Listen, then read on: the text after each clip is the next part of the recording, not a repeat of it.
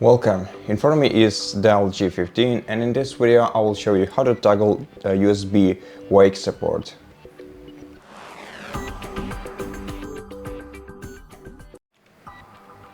To do this, first turn off the PC in order to enter the BIOS menu.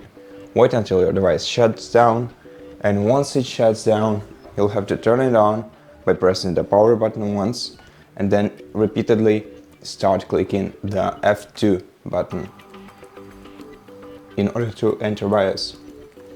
Don't stop pressing it until the BIOS menu appears on your screen.